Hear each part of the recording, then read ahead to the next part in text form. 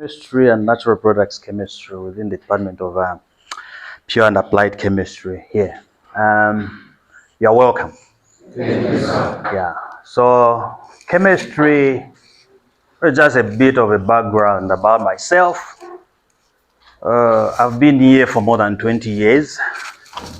I'm almost retiring now. So I studied chemistry for the past 25 years.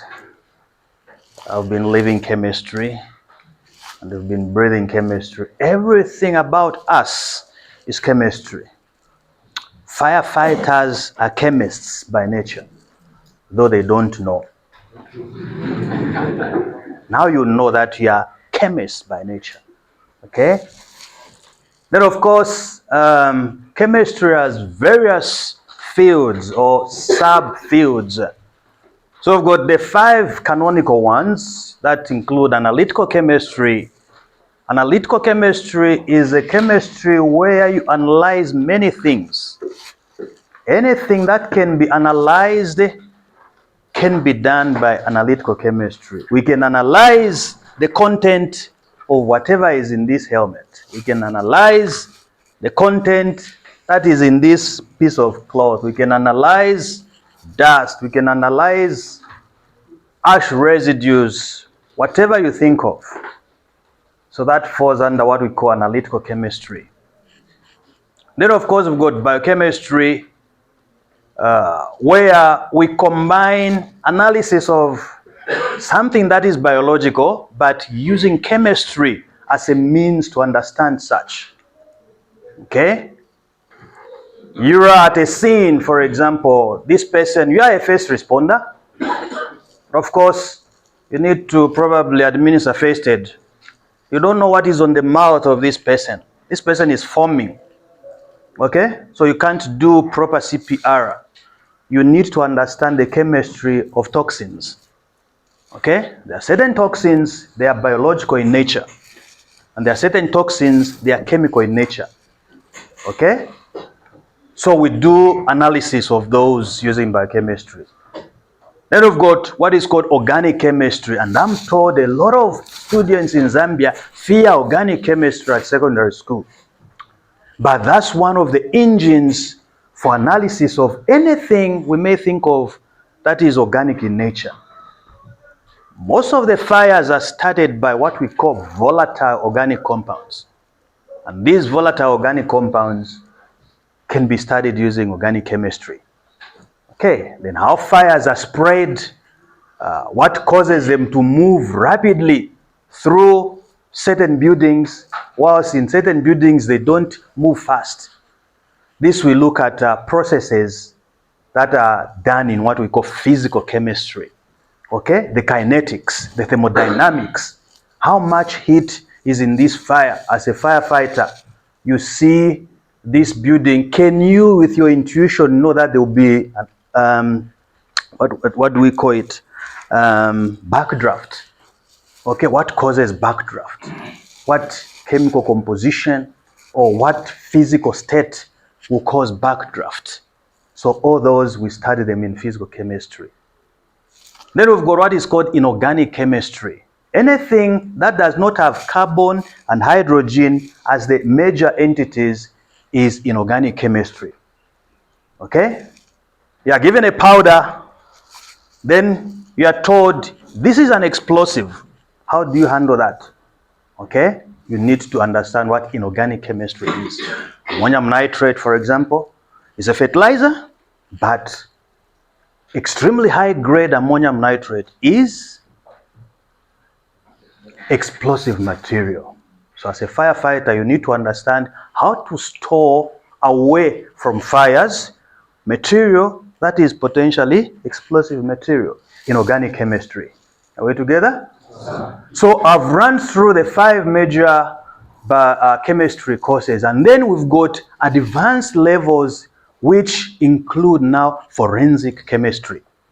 Okay? So forensic chemistry, as a forensic expert, you'll be called upon to analyze something, but go deeper to understand what was the cause? For example, what was the cause of this fire? Suddenly you see this building is on fire. Fine, it has stopped, but then we need to work backwards to come and establish the cause of the fire. Things are caused. There is what is called the causal effect relationship. Are we together? Sir. So, how do we analyze that crime scene and then get extremely valuable information for us to offer as expert witnesses or experts in forensics? Then we delve into areas like forensic chemistry, where we make use of various approaches to understand causes of many accidents that can be included, among them fire, for example, or how do we handle a spill, a chemical spill. So as first responders, these are some of the interests you need to take into consideration. All right, so we'll look at the GCMS and HPTLC techniques that can easily be applied in a forensic chemistry. Okay, so GCMS, I'll define these. You don't need to worry. I know probably later, when time allows, we'll come for you. Where you are, we'll come there and then have a nice rapport so that the chemistry starts flowing in your blood. Okay, so we'll look at GC MS as well as HPTLC techniques. But as a preamble, we have the disaster management and mitigation unit. The civil part is where probably you fall under local government.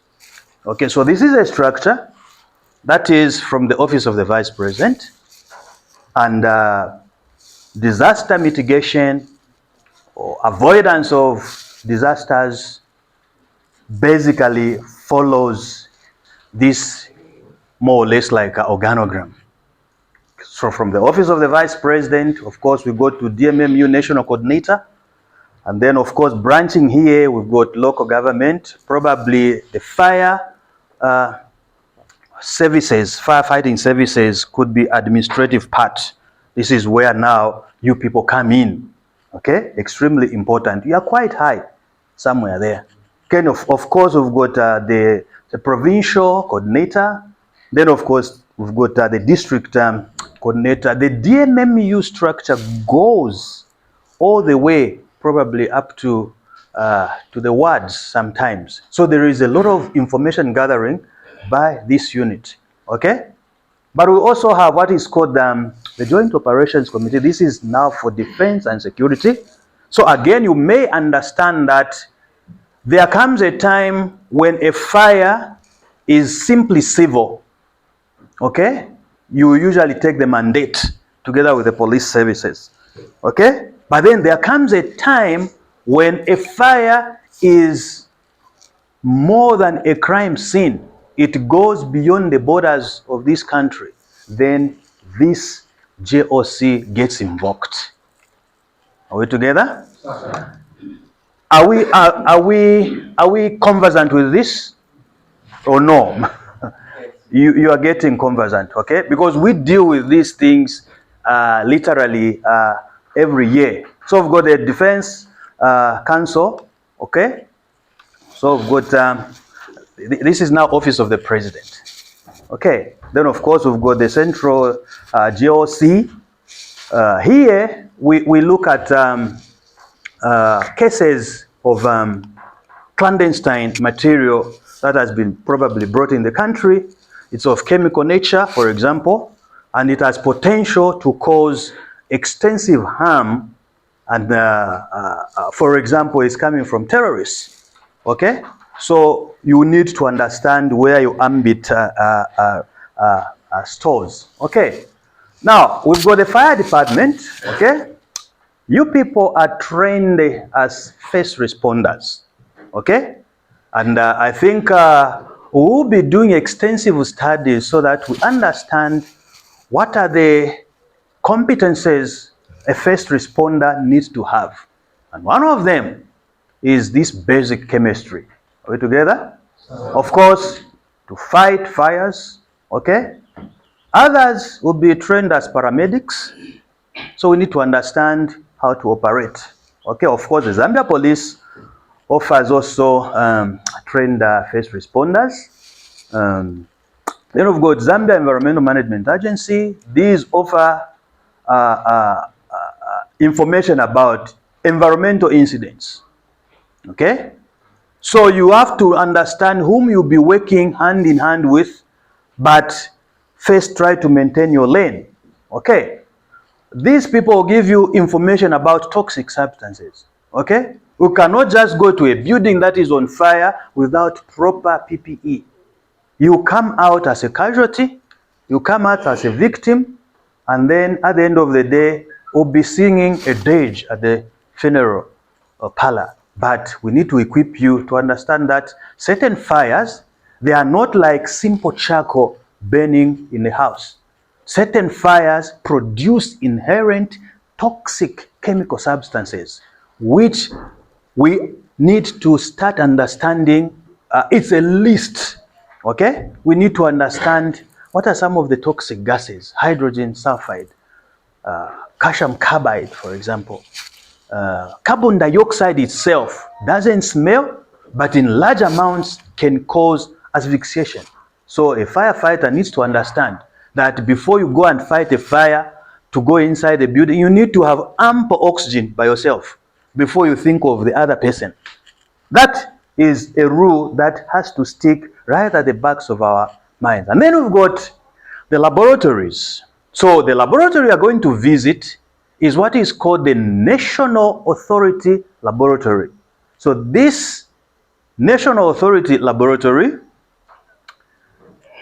comes about because of particular agreements, because of particular treaties Zambia has made towards what we call the Chemical Weapons Convention. Okay, so we've got the lab that is we're going to see down, and then of course health and medical.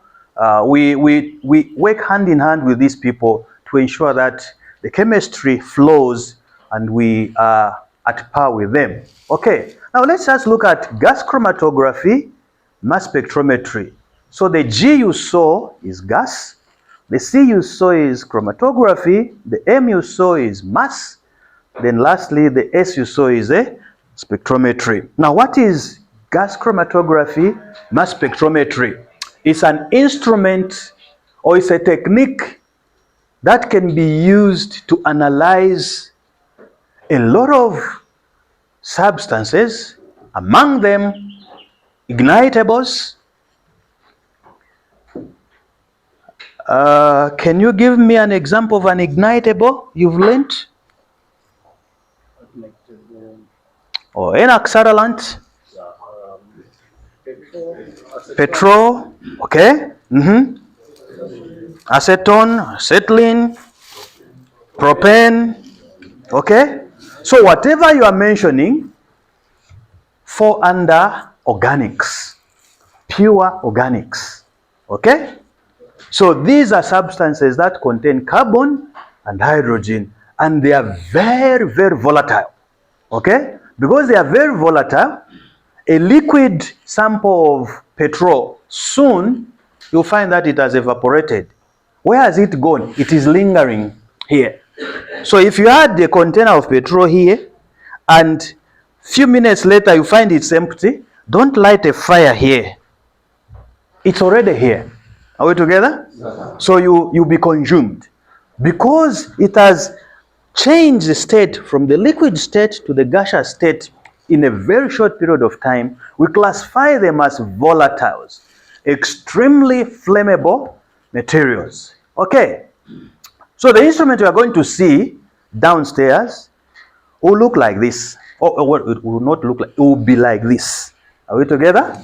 So this is a gas chromatograph mass spectrometer. Now what it does is it analyzes many compounds and then gives you as much information as possible, which we sometimes call chemical fingerprinting.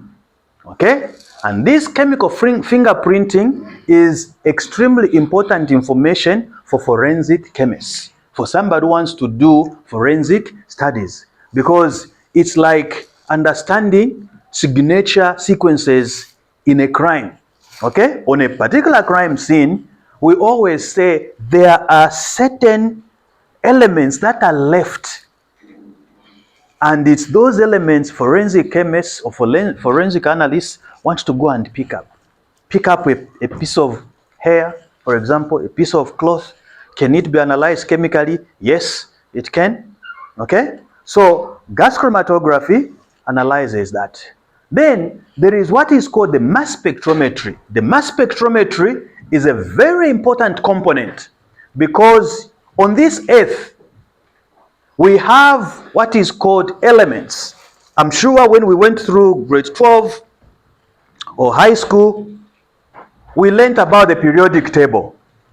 So on the periodic table, there are elements, and each of those elements is unique. Okay? And because it's unique, it makes work easier for the mass spectrometer to identify which element is this from this other element. And then you start building up the case. Are we together? Yeah. So what are some of the chemical emergence responses in line with what we call Article 10? Now, Article 10 is from the Chemical Weapons Convention. So the Chemical Weapons Convention caters for extremely toxic materials, extremely flammable materials, chemicals that can be used in clandestine laboratories, clandestine works, chemicals that can be used to start chemical warfare. Sometimes certain chemicals are benign in themselves, but when you add a little bit of heat as an igniter, okay, everything just goes berserk. So the national authority, through its members, undertakes some of the following: of course, chemical monitoring program, inspections of facilities dealing with chemical precursors, handling of clandestine laboratories, for example. I'm not going to go into these details because we want to just look at certain chemical precursors and how chemistry can be applied to forensic situations. Okay. Now, in a gas chromatography, there are three important components. So when you are an expert who is taught to get expert information from a gas chromatograph, mass spectrometer, you need to understand that there are three important areas of interest. You need to set parameters properly. One of them is what is called the injector temperature. You need to understand at what temperature can gasoline convert from a liquid to a gas. Okay? Have that temperature as a very important temperature to understand and go and input in the instrument. Of course, then we've got what is called a column temperature. We're going to show you how a column looks like for extreme separation, so that you have got very useful information. You need to understand the column temperature. Everything in a gas chromatograph separates on the basis of a particular boiling point or boiling temperature of a particular material. Okay, then lastly is what is called the detector temperature. And when you are detecting something, you are profiling information accurately. Right now, my eyes are saying there are a lot of people wearing something. What color is this? Maybe I'm colorblind. What color is this?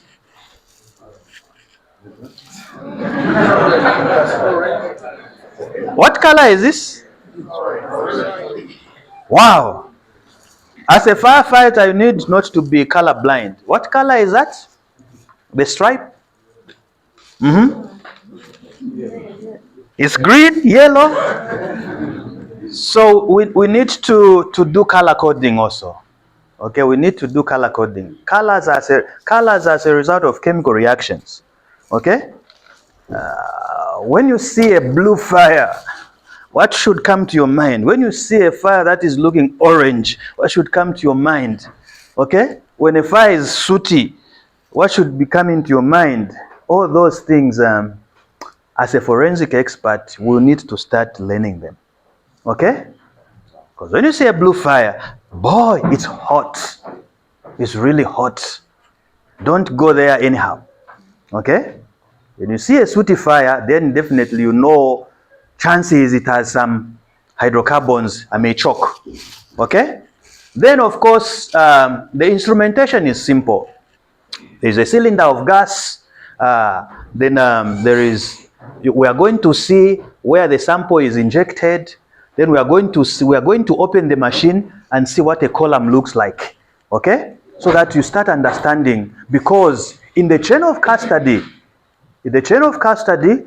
peradventure you've been given a sample, or you are the one who collected a sample at a crime scene. When you come to this, you need to understand how this should operate. Because as an expert, tomorrow I'm appearing as an expert for a poisoning case at the High Court. So as an expert, you need to understand the technique that is going to be used, how things work, how results are collected. Are we together? So we are going to see how this looks like. Okay. Don't worry about this. We are going to explain as we visit.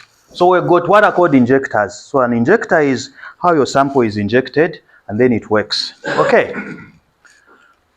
Then we are going to show you certain syringes. They are syringes, but these are special hypodermic syringes for sample collection and inserting in the particular machine.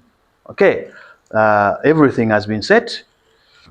And this is very important because at the time of analyzing, you need to understand what this septum is made of, because this septum will be made of some siloxane material that, if the sample is not injected properly, can go and also form a signature on the detector to look like it's coming from your sample. So you need to understand what that is made of. Are we together? So that you completely delineate external material from your sample. Okay. This just arrangement. So the septums come in different forms. If you're analyzing volatiles from the petrochemical industry, you use a particular septum. You cannot use a septum, the whole set of experiments. You need to understand that, okay, I collected material from a fire crime scene. These are some of the suspects. Okay? Again, you use your intuition. You don't say, I know that this is a thing. You say, I'm suspecting this, so that you are safe. Okay? Until some definitive result comes out. Then you say, okay, now this is this I believe was part of the particular causation of fire. For example, you can know that can we differentiate kerosene from gasoline, from diesel? Can we differentiate? Yes, we can. That's why they are different. Okay? Each of them has a different boiling point, and each of them contains signature hydrocarbons. Okay? So for petrol, usually for those that are old, we have what are called octane numbers. Okay? So there are those that have got 8 carbons, there are those that have got 6 carbons. So we can differentiate if kerosene was used to light a fire, if petrol was used to light a fire, if diesel was used to. I've lit fires myself at home with these 3. I know it takes time for diesel to burn. Petrol and kerosene is very easy. Petrol, you see this one? Petrol. Yeah, I was a child. I wanted to, the container was so innocent. The container was so dry. But I knew that the neighbor had bought petrol. They had put petrol in the car. So the container was looking so innocent. But boy, just a light, a small fire, not knowing that a lot has vaporized inside and here. Okay? So I know how petrol works. I know how kerosene works, and I know how diesel works. Are we together? So chemically, we can be able to differentiate these as causations of fire, for example. Okay, and so you need to understand what septum to use for organics, what septum not to use. Okay, here it's a technique if you've got very low sample, because sometimes at the crime scene, sample is not in huge amounts. Okay, in many cases, samples are in very little amounts. So what do you do? When you come to this particular instrument, you understand what we call split and splitless. So split is if you have enough sample, you can do other runs. But if it's splitless, sample is in minute compounds. You just want to analyze what you have. So you need to set the machine correctly. Okay, it's the same thing. Where here is the split mode, here is the splitless mode. Okay, in the split mode, you can see some sample is going into the machine and another sample is just going to waste because you've got plenty of sample. But in the splitless, almost your sample has to go into the machine because you've got very little sample. And as a first responder, you need to understand how much sample you've collected, because you may use all your sample in a machine and then there is no exhibit. So you need to understand how to take care of your sample, the chain of custody, okay? Because certain samples may come in small amounts, and if it comes in small amounts, please register that quickly, okay? All right, what are some of the applications we can use in forensics to determine accelerants? As I said, we can determine ignitable substances. If a fire suddenly starts in a conduit, okay? If a fire starts in a conduit, okay, because of an electrical fault, can we, as much as possible, work backwards to go and check what could be the cause? Hands. I'm told you are experts. Huh? Experts. Msidi. Huh? I salute you. Can we do? Oh, you want? I saw a hand. Yes. Possible. Go back and try to find the origin of the fire. Okay. Yes, Explain more. The fire goes like through the same level you mentioned. The conduit. You might find the cause that might be coming from the socket. Then from there you start like melting the cable. Then from there you start going up, looking for some combustible materials. Then through that you can be able to tell to say, no, this is where the fire came from. You can ignite from there. Okay, I agree with you in part, but I want you to think more. Okay, that question is, can we identify the source or not? Seems so simple, but we'll be going through this. You know, in your profession, you'll be learning these things as an apprentice. The more you expose yourself to certain things, the more you learn. Are we together? Is that a hand? Go ahead, sir. You can be able to understand the cause or the movement of fire and how it started by checking on certain components like the fuses, the connections, and the reactions of maybe the MCB. So, in case you are able to see the origin of fire, and if you find that there was maybe overflow or the amount of amperage which was there and what is the fuse rate different, then you are able to tell this could have been because the wrong fuse. So suppose I come here. So this is a socket. Okay?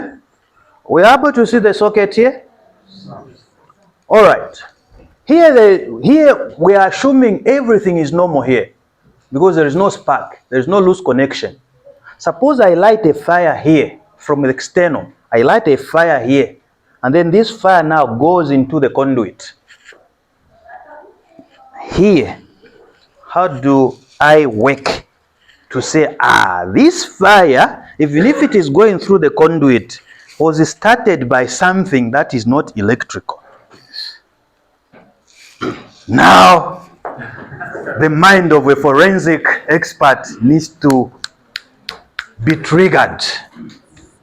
Again? Yes. We are going to look at the reaction of the insulator, because if the heat source is not caused by the Electrical fault. yes, one of the ways that we can know is the reaction of the insulation.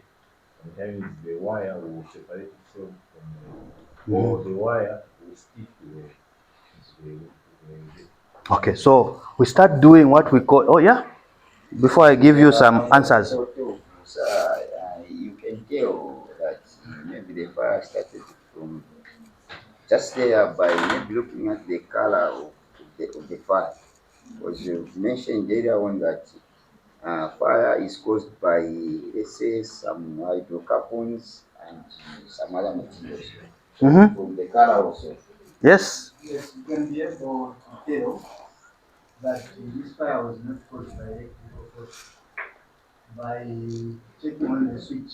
If the switch is off and the fire took place, then So in my house, there was one time the switch was off, but inside there, the particular wire was so loose, so it was still causing some leak. All right. I don't know if you heard me when I said there is always a causal effect relationship. Things usually don't start by themselves. Okay? Things usually don't start by, there will be some catalyst of some sort somewhere. Okay? So we go into what we call residue analysis. Okay? If a fire was here, it was started externally. Most of the time, I would do a 1 meter by 1 meter by 1 meter to sample as much as possible there. What are some of the residues? Okay? If I find that there is some potassium nitrate somewhere, do we know what... so when you get a matchstick, do we know that brown stuff? What is it? Oh, do we know the chemistry behind that?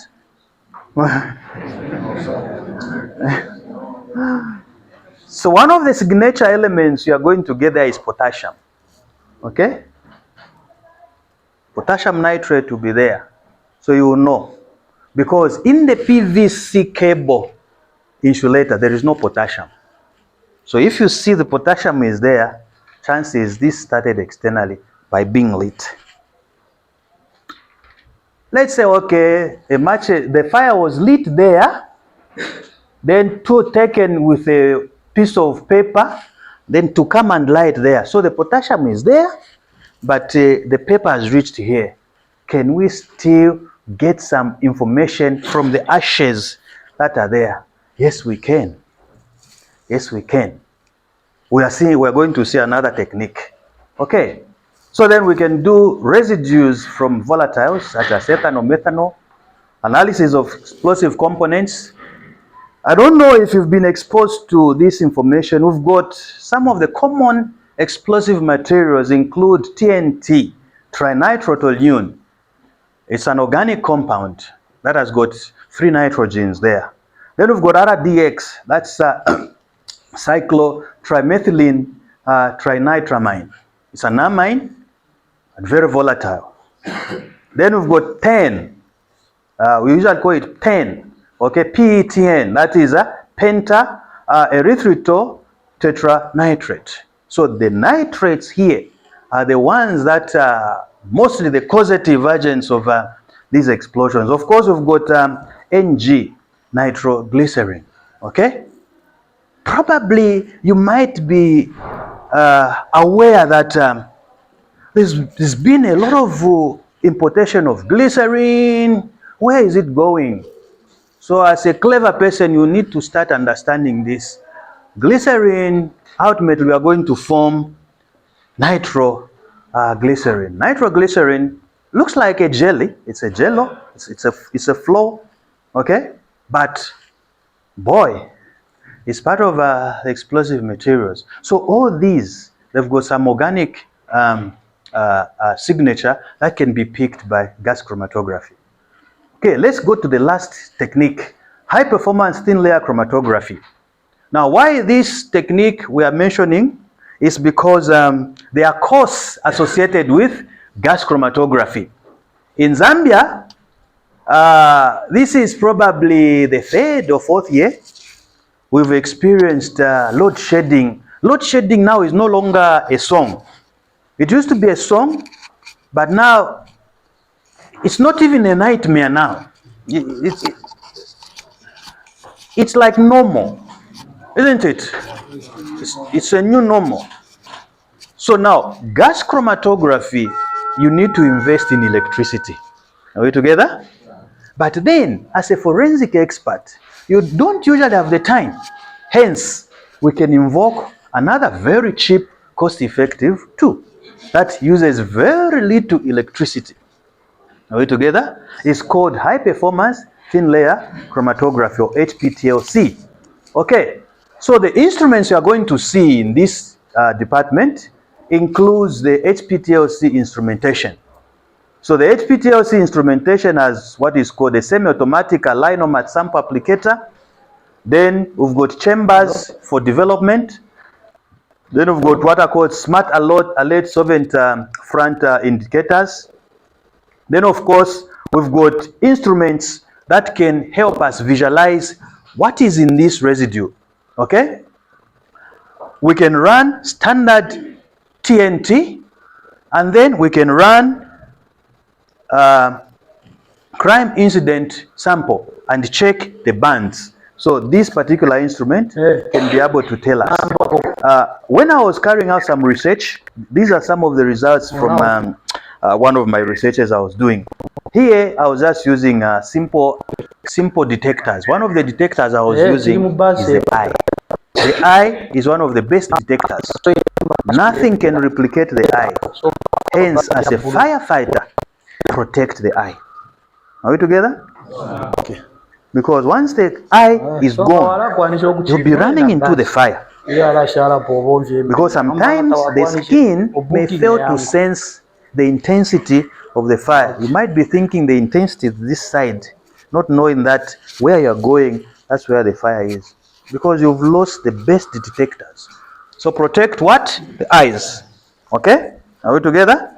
Protect them from physical things, protect them from chemical things. Okay? But then we can also use the digital detectors, which is called the TLC scanner. You are going to see this.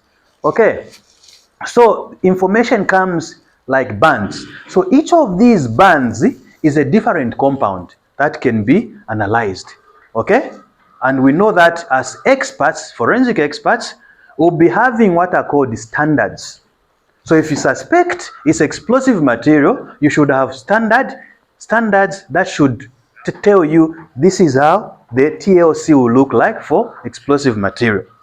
You can't just go empty-handed in chemistry. You need a reference. Okay? So as a forensic chemistry expert, you need a reference. You need to understand where should you go. Okay? If you suspect it's gasoline, we've got gasoline standards. If you suspect it is kerosene, we've got a kerosene standard. And it has a particular signature you're going to see.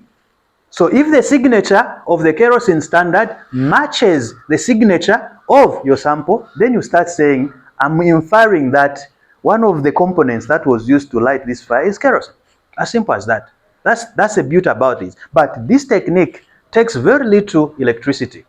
Okay? You can mount it, because you've got mobile units, you can mount it closer to the crime scene itself, or you can take a sample to the larger lab. Are we together? So what are some of the sample and standard preparation. You can here you make the way you prepare your standard is the same way you prepare your sample. If you use solvent A for the standard, use the solvent A for the sample so that you take out as much background as possible. Okay, these are some of the features. You can process many samples at one time. Okay, so you can process in HPTLC. The beauty is you can run 10 forensic samples in one experiment, whilst in GC, one at a time, because you only load one sample at a time. Are we together? So this can save you a lot of time, because certain things the superiors want answers quickly. Okay, the superiors want answers quickly. Of course, low maintenance cost, very little interference. Most of the time, visual detection is possible. That is our eye. Visual detection is possible. You will know that, okay, from these results, I can see this particular amount or quantity or quality in a standard. I can also see it here. That is why, as a firefighter, I've never seen a firefighter who is visually impaired. One of the characteristics is you've got to get good eyesight. With some, you should be able to identify things, because you might take this and put it on your back, thinking you are rescuing a person. Not it happens. So you need to distinguish. This is a helmet. This is a pen. Okay. You can't. No, I'm holding a glasses. No. Good eyesight. Okay. This is not for you, but it will be for you when we come for you. When we start grinding you, because we are trying to make this to be a regular course as we are doing the training. Okay. So what are some of the applications? We can do pharmaceutical industry. Certain incidents where a firefighter will be required may not necessarily be a fire. Okay? Because a firefighter will be required to go and rescue somebody who has dropped in a well. Come and go and rescue somebody who has dropped in a pit latrine. Are we together? That's your duty. Okay? So sometimes people think, as a firefighter, it's only fire. No. Somebody who has climbed a tree and they are failing, you have been trained to go and rescue that. I know Robert Banda, we speak these things most of the time. Okay? And I'm glad you are here today, because this is one unit that we've been advocating for a permanent seat at the national authority. Because when we crafted what is called the Chemical Weapons Act in 2007, Ministry of Local Government was not there. But now that Ministry of Local Government is there, we've been advocating that the firefighters, as the first responders, must have a permanent seat on the particular composition of the board. Okay, this building or this person you are seeing currently has been representing this institution from about 2004 on the board, because University of Zambia was identified as the first part to start offering courses to you people like this. But we've taken long, because the act has not been funded from 2007. Yeah, but with Mr. Banda, we've been crying, but I think we are going to get held, to get head. Then you can also do poisoning investigation. Okay? You can do poisoning investigation with HPTLC. But you can also analyze explosive materials. You can also do drugs. You can also, because let's say you've gone to rescue a person who is unconscious. Okay? So be aware of that environment. Pick as many things as possible that can be used for analysis. You find an empty bottle, but this person is unconscious. The bottle is empty, but could there be something in that bottle that was consumed? Okay? Trace amounts can be analyzed by a HPLC. Okay, I think this is the last slide. Okay? So, in a nutshell, we can apply forensic chemistry to unravel mysteries about mysterious fires. We can use forensic chemistry to unravel also conditions of, let's say, poisoning. Okay? Because as a first responder, you need to understand resuscitation techniques. You can't just go and do a mouth-to-mouth resuscitation without understanding what went into this person's body. Or else you also become a victim. Are we together? Am I speaking the language you've heard before? Yes. Good. You are good students. Any questions before we go to the way you are seated? So we are going to say this is group 1, this is group 2, this is group 3. Okay? So we'll be doing rotations. Group 1 is going to go downstairs to the GCMS room. Group 2 is going to go on this corridor to the pharmaceutical analysis lab. Then group 3 is going to remain here. They'll be eating chocolates. I'll bring chocolates soon. Okay, so questions before we go to the tour. You know, we are academics. We like questions. Okay? Any teacher, my late father was a teacher.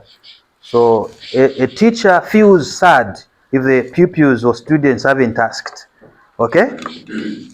Because the teacher most of the time gives chance to the pupils to ask questions. And in many cases, the teacher doesn't take silence as consent. It's the lawyers that take silence as consent. The teacher takes silence as something that is to be afraid of. Maybe they haven't heard. Okay? It's possible that what I could have been talking entered here and came out here. Now, before it goes far from this ear, we can ask questions so that it starts returning and will sit right in the middle of our brains. Yes? My question is in regards to time of exposure. What the approach should be in terms of how long the substance has been exposed to plastic, different environments. Yeah, so time of exposure. So when you are collecting samples for forensic analysis, time of exposure is very important. Okay? Right now, for the first time in Zambia, we want to try to design some material that will be helpful to pick fingerprints from blood. You know, blooded fingerprints. Okay? Now, so time of exposure for certain compounds is of paramount importance because degradation takes place such that at the end of the day, you realize that what could have been a very useful sample becomes useless. There are cases at the forensics department there where samples just have to be thrown because it took rather a very long time to collect them. Do you know why you are called a first responder? You know, it beats my heart. Sometimes I cry. Because when I went to the UK, when I went to the US, when I went to Japan, first responders go by their name. Sometimes I know you guys, we are crippled with transport. If there's one thing that has crippled many service providers in Zambia, adequate transport. You know? Or sometimes I have to call Mr. Banda. The fire tender is this side. And then the fire is in Vona Valley near the airport. When the airport is just there, as well as the airport itself, they should have been closer. But the fire tender is coming from here. You see the distance it will take. So one day, I had to call, that was 2 years ago. I had to call Robert, say, there is a fire in our vicinity. The fire tender came, went, and unfortunately bypassed they couldn't turn to Vona Valley. They went until they reached the Ngwerere Road. But so now I had to use my own vehicle to start chasing these guys on phone. Where are you? And when we found them, so follow us. By the time they are coming,